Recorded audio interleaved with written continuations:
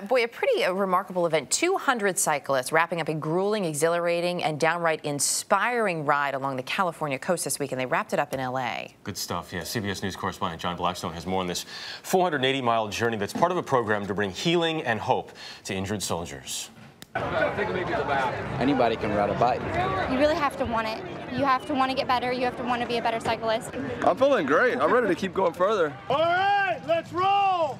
These riders are warriors, but they're not just battling the pain and exhaustion of the week-long journey from San Francisco to Santa Monica. They're wounded soldiers, and many are riding to get their lives back on track. Things that some of us didn't think were possible, or that we were told weren't possible. And you come here and you have people that believe in you and support you. At 27, Army Sergeant Angel Neal came on this ride uncertain about her military future. She's been suffering from post-traumatic stress disorder since returning from her second deployment in Iraq. I suffered a traumatic event, and I tried to cope as best as I could, but it just wasn't enough. I was supposed to deploy to Iraq for a third time, and during the medical screening process, I was diagnosed as unfit for duty, and so I wasn't able to deploy with my unit, and that was a really hard blow to realize, well, if I'm not fit for duty, what good am I? Cycling is the only activity that there is where you can take guys that have different injuries, whether they're mental or physical, and they're all equal. Professional bicyclist John Worden founded Ride 2 Recovery in 2008. The group organizes rides around the country for vets and active service members who are in the process of healing. But I'm in my chair is the only time I'm not in pain. That way, because I'm focused on riding and just getting to the next point. So Ride to Recovery has really changed my life. You just come here and you don't have to explain yourself. It's just healing, making friends, family, and kind of like a lifelong commitment, to, your country and your friends that you're riding for. My brother Mike, he was KIA December 2007.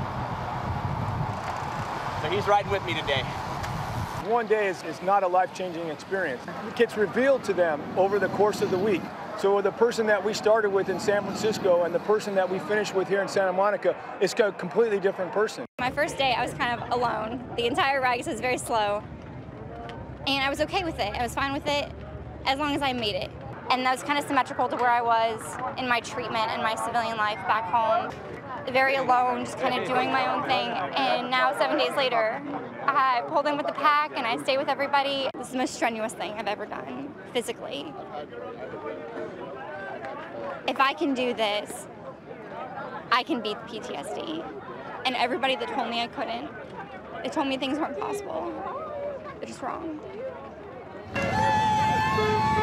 The crowd along the finish line seemed to understand. They were cheering for both triumphant endings. Hey, great ride. Thanks for your service. Thank you, sir. Thank you. And hopeful beginnings. Good on you. I love you guys, man. Thank you. We love you more. I'm just so happy to have myself back. I used to be really full of energy, and you couldn't stop me, and I could just do anything. And I lost that. I lost a lot of things. I feel like I have everything back. Like I'm myself again. John Blackstone, CBS News.